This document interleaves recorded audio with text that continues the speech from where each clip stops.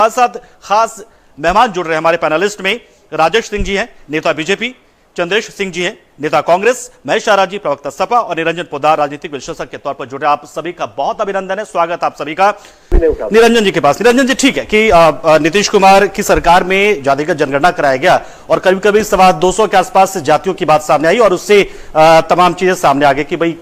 समाज के किस तबके की कितनी हिस्सेदारी इसमें रही है। ठीक है, ये बात माना, लेकिन अब इस जनगणना से क्या असर पड़ेगा? मतलब चुनाव में जब जाएगी पार्टियां तो जो वोटर्स हैं वो तो वोट उसी तरीके से करेंगे, इसका क्या असर पड़ेगा? क्योंकि आप देखिए 2009 में जहां 21-22% ओबीसी करते, 2019 आते आते 44-45 हो गए बीजेपी के लिए जो वोटर्स हो गए। तो अब आ भी गया मान लीजिए जनगणना, तो क्या असर पड़ेगा उसका?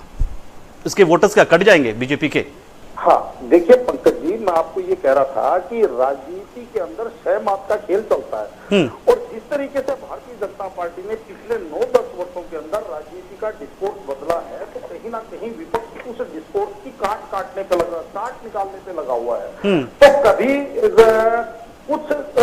प्रोजेक्ट वो लेकर के आ जाता है, कभी कुछ प्रोजेक्ट लेके आ जाता है, कभी वो ये कहता है कि ये जीत नहीं है, ये ईवीएम की जीत है, लेकिन उसके बाद में वो इस जीत को स्वीकार भी कर लेता है दबी जुबान के अंदर। पहली बात। दूसरी बात क्या है पंकज जी, एक तरफ आप ये पूछ रहे हैं कि भाई इसका चुनाव पे क्या असर होगा, किसको लाभ होगा, किसको नुकसान होगा। देखिए, मैं स्पष्ट तौर पे आपको विभाग रूप से आपको ये बात कहना चाहता हूँ कि जिस तरीके से विपक्ष ने इस चीज को लेकर के, जातीय जनगणना को लेकर के जनता को भरमाने का काम किया, अगर भारतीय जनता पार्टी समझाने के अंदर कामयाब हुई तो मेरे हिसाब से बहुत ज्यादा इसके अंदर उलटफेर होने की संभावना नहीं है। लेकिन अगर विपक्ष भरमाने में कामयाब हो गया और भारतीय जनता पार्टी समझाने में नाकामयाब रह गई तो निश्चित रूप से इस चीज का लाभ विपक्ष को मिलेगा। बिल्कुल। बात मैं क्यों कह रहा हूँ पंकज जी, वो मैं इसलिए कह रहा हूं कि आज अगर हम बात करें आरक्षण की, आज अगर हम बात करें जाति आधारित आरक्षण की, तो पंकज जी आप एक चीज देखिए कि पिछले 73 वर्ष हो गए बाबा साहब भीमराव अम्बेडकर ने जब ये आरक्षण लागू किया था तो उनके पीछे ये बात कही गई थी कि भाई जो हमारे समाज का एक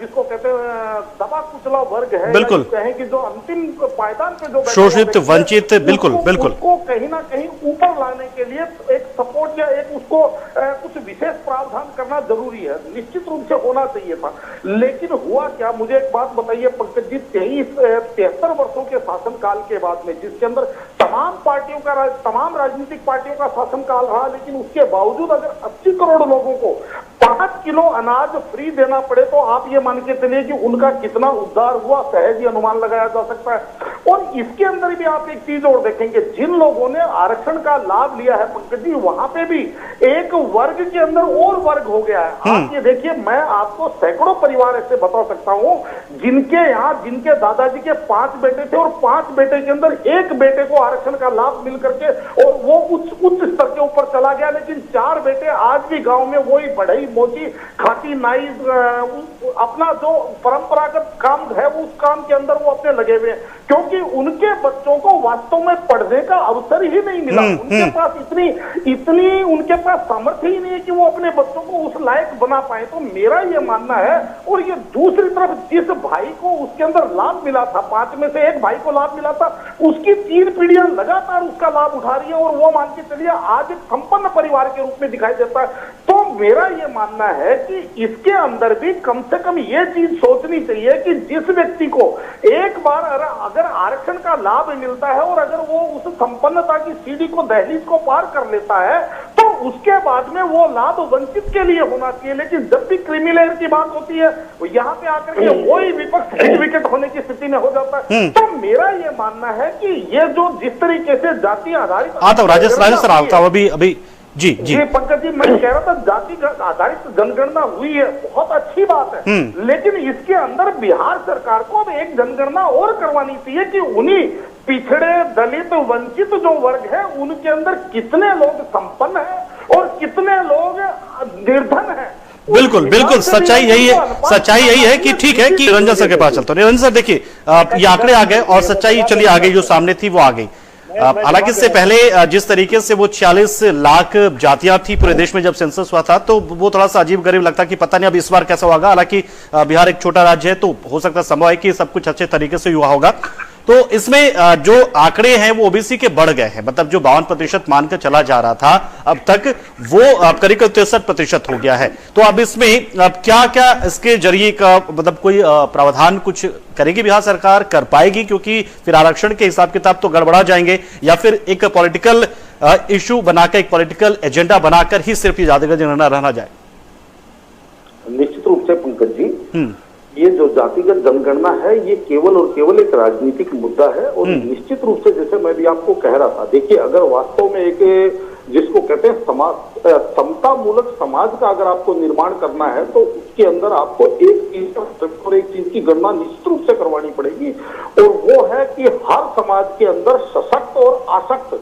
दोनों प्रकार के जो लोग हैं उनकी आपको गणना करवानी पड़ेगी। और जब आप उसकी गणना करवाएंगे तो आपको देखेंगे कि हर एक समाज के अंदर 5%, 7%, ज्यादा से ज्यादा 10% सशक्त लोग हैं, बाकी 90% लोग आसक्त लोग हैं। आज भी लोग पंकज जी पहले जैसे सरों पे मेला ढोते थे, आज भी वही लोग, आप ये मान के चलिए गटर के अंदर उतरते हैं, हजारों लोगों का मेला साफ करने के लिए उतरते हैं। और आज भी आपको एक चीज और बताऊं पंकज जी, आप भी अपने यहाँ चेक कर लीजिएगा और वो जो बाकी पैनलिस्ट है वो भी अपने यहाँ चेक कर लेंगे कि हमारे घरों के अंदर, जो संपन्न घरों के अंदर जो काम करने वाली जो मैड आती है या जो सहायिकाएं आती है, उनके बच्चों को पढ़ाई के अवसर नहीं मिलते, तो उनको आरक्षण के लाभ कहां से मिलेंगे? अच्छा, दूसरी बात पंकज जी, देखिए हमारे यहाँ क्या हम बात करते हैं आरक्षण की, लेकिन आरक्षण वास्तव में क्या है? आरक्षण आज अगर हम टोटल पॉपुलेशन की बात करें पंकज जी, तो आप ये मान के चलिए सरकारी जो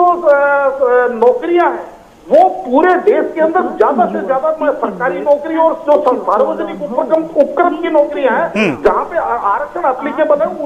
उनकी प्रतिशत आप देखेंगे तो 3% से नीचे है। अब अगर आपको उस समतामूलक समाज की निर्माण करना है और जो अंत्योदय का अगर आपको उस सिद्धांत के ऊपर चलना है, आपको अगर समाज के अंदर अंतिम करना है, तो उसको आपको आर्थिक रूप से, शैक्षणिक रूप से, शारीरिक रूप से आपको उसको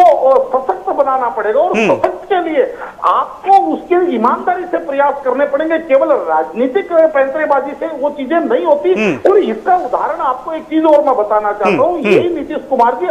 18 वर्षों से शासनकाल में है, 13 वर्षों से लालू यादव जी शासनकाल में थे, फिर तो बिहार के अंदर किसी को आसक्त होना ही नहीं चाहिए था, सबको सशक्त हो जाना चाहिए था। या मैं बात करूं अगर राष्ट्रीय स्तर के ऊपर, तो आप ये मान के चलिए कि 73 वर्षों के शासनकाल में लगभग 60 साल आप ये मान के चलिए जो अभी इंडिया गठबंधन है उनकी सरकारें रही है, तो फिर तो देश के अंदर ऐसी स्थिति होनी नहीं चाहिए कि कोई आसक्त परिवार हो। तो कहने का तात्पर्य ये है, अब इसके अंदर केवल मेरे हिसाब से जिस तरीके से राजनीतिक पैंतरेबाजी चल रही है, बिल्कुल सही कहा